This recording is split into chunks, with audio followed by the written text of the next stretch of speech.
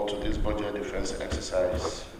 You will recall that His Excellency President Muhammadu Buhari, GCFR, on Friday, 7th October 2022, presented before the joint sitting of the National Assembly the 2023 budget estimates for consideration and approval of the National Assembly, in line with the provision of Section 81, Sub 1 of the Constitution of the Federal Republic of Nigeria, 1999, as altered. Consequently, the Senate and the House of Representatives deliberated on the general principles of the appropriation bill and resolved to refer it to standing committees for further legislative action. And the standing committees, being subcommittees under the Appropriations Committee, for the purpose of consideration of money bills, are expected to carry out thorough and painstaking budget defense exercise and report back to the respective chambers accordingly.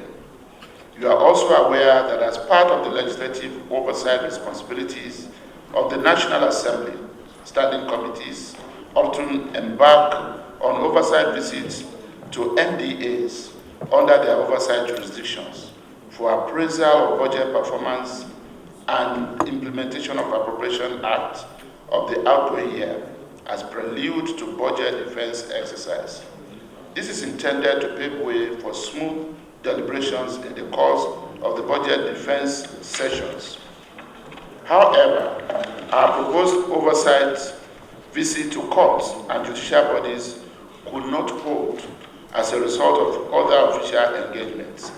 And in view of the fact that committees are expected to submit and defend their budget reports before the Appropriations Committee of the respective chambers, it has become expedient that we conduct this budget defense exercise in order to keep to the time frame within which we are expected to report back.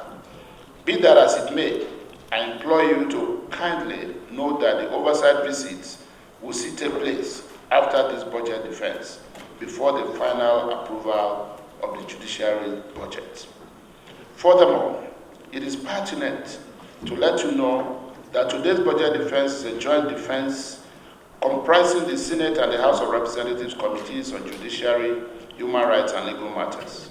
The decision to hold this joint budget session is geared towards ensuring that deliberations are concluded on the budget on time to enable us have harmonized reports on the budget. This, no doubt, will save time and make our work easier.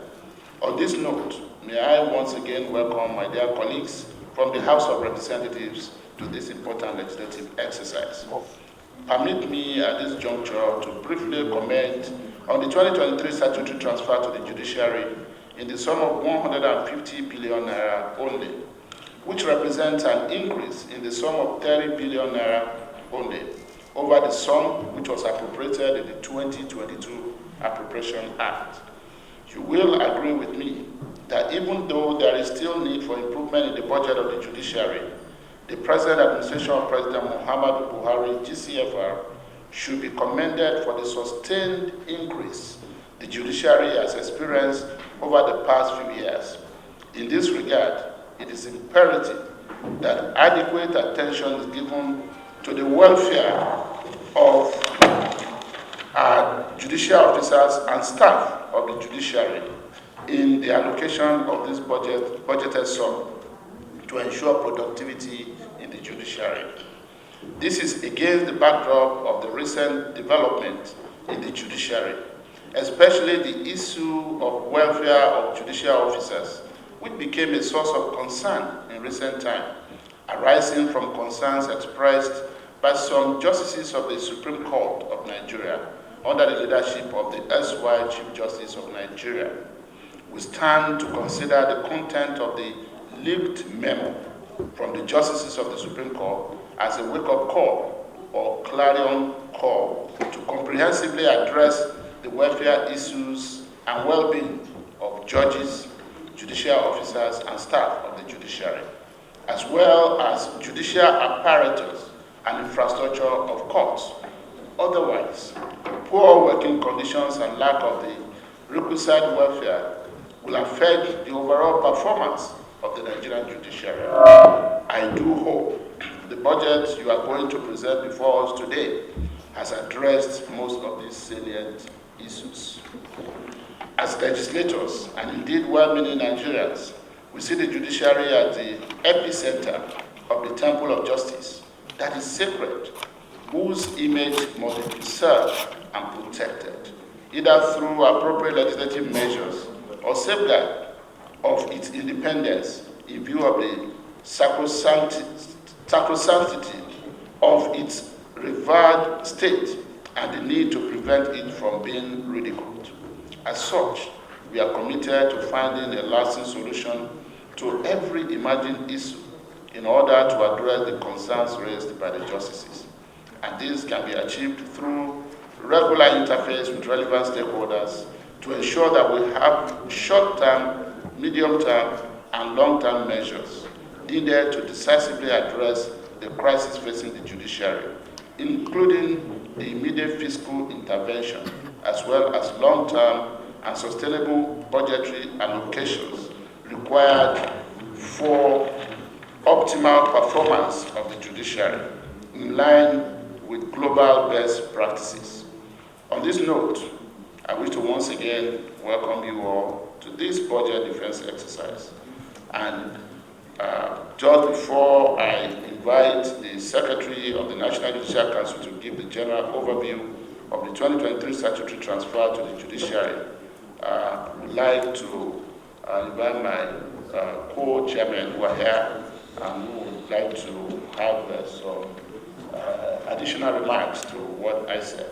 Thank you. I'll start with the Honorable Chairman of the Federal Judiciary in the House of Representatives, Honorable Luke. A very unique privilege appearing before this unique session of the combined committees of both the Senate and the House of Representatives for the purpose of presentation and consideration of the 2023 recurrent and capital proposals of the judiciary. Let me begin by conveying the appreciation and the kind regard of the Honorable Chief Justice of Nigeria and Chairman National Judicial Council, Honorable Justice Olukayode Aruda, GCON, and indeed all the heads of federal courts for the understanding, support, and excellent working relationship these committees have over the years according to Nigerian judiciary. Mr. Chairman, distinguished honorable members, this very session is a clear testimony of the excellent working synergy that this committee has over the years extended to Nigerian judiciary. We are indeed very grateful. Distinguished members and honorable members, as you will recall, the appropriation for the judiciary in this subsisting fiscal year is 120 billion naira. And it's gratifying for me to report this afternoon that of this sum appropriated, we are so far able to access 80% of the funds. That notwithstanding, Mr. Chairman and honorable members, the current prevailing economic reality in the country have forced a serious challenge in terms of our budget, implementation, performance, and milestones. Now, this subsisting budget, you will recall, was passed at a benchmark of 580 US dollar, 580 naira to $1 US. Similarly, diesel, for instance, was benchmarked at 158 naira per liter.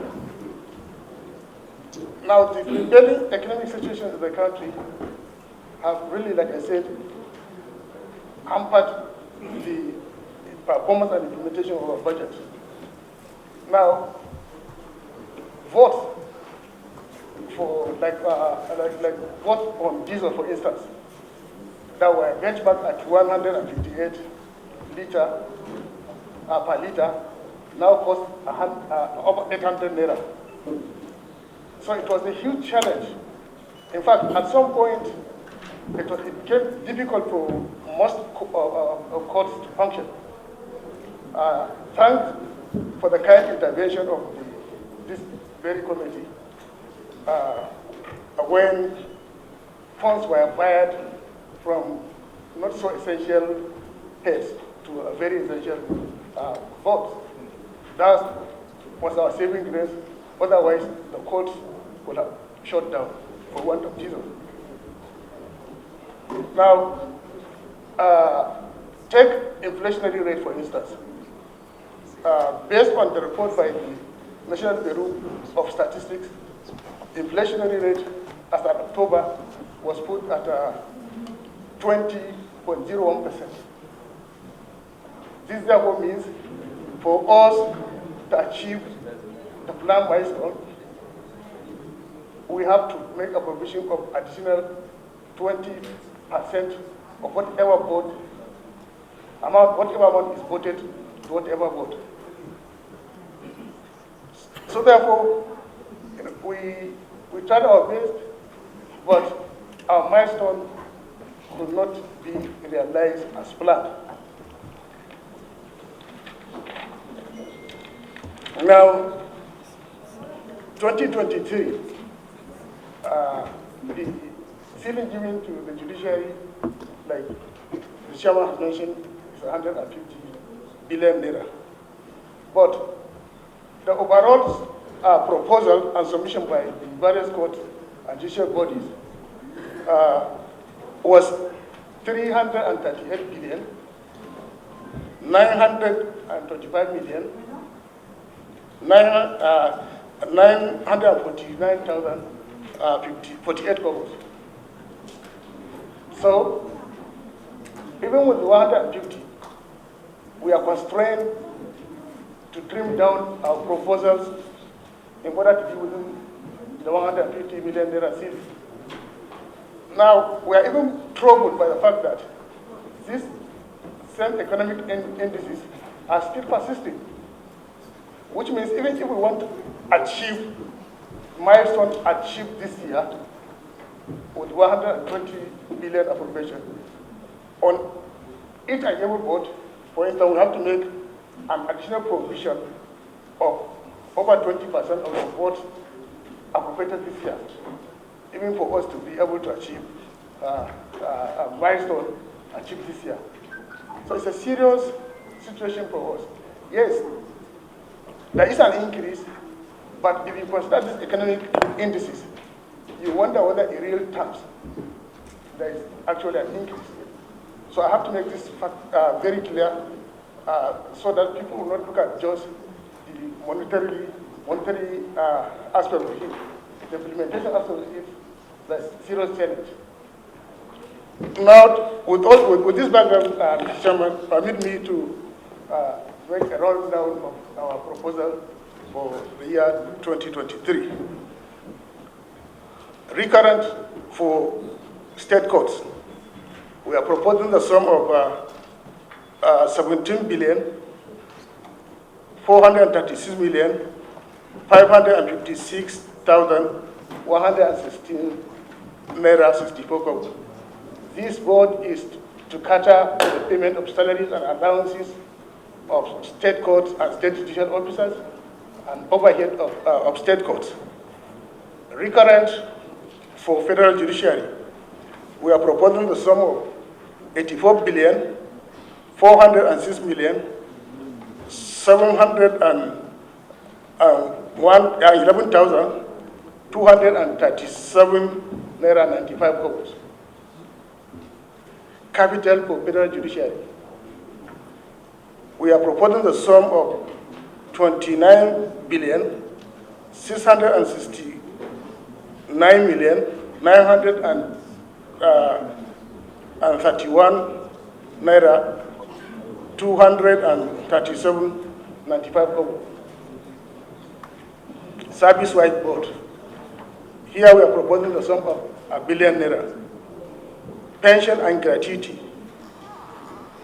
of retired federal judicial officers and federal judicial staff.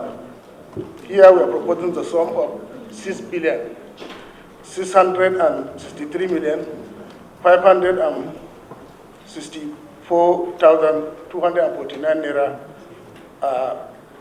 53 kobo. Staff Pension Redemption Board. This is in line with the Pension Act that compel all MDAs to make at least provision of at least 5% of its total personnel appropriation. So in this, we are proposing the sum of 1,808,542 naira, 542,437 naira 62 kobo. ICT project, statutory retirement benefits. Here we are proposing the sum of 1,486 naira, 486,300,000 naira only. ICT project for judiciary. Here the sum of 1,913,370,000 is being proposed. Health insurance policy for federal judicial officers. 1,853,000,000 is being proposed. Retirement policy for federal judicial officers. Yes. Sorry, the one you are reading now is different from the one we have. Oh, the summary, I have the last page of my summary. Okay, you're on the last page. Last page, yeah, that's Okay, of the your presentation. Oh, okay. Okay, do that quickly. We are going by your speech. I know, I'm not there yet. Okay, try and summarize. Finish it since we are on the last page.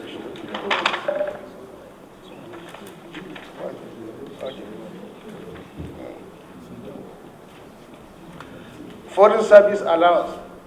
This is to cater for the allowances of judges from Nigeria that are seconded to foreign countries on technical aid code. Here we are proposing the sum of 150 million naira.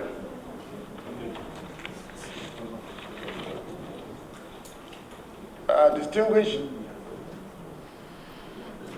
and honorable members, this is the general breakdown of 2023 proposal for the kind perusal and consideration of this committee. And Mr. Chairman, as is the tradition, each court and judicial body will individually and separately come forward to defend their proposals, starting from the Supreme Court, the Court of Appeal, Federal High Court, National Industrial Court, FCT High Court, Sharia Court of Appeal, FCT, Customary Court of Appeal of FCT, Federal Judicial Service Commission, Judicial Service Committee of the FCT, National Judicial Institute, and body of benches. Thank you very much for your kind audience.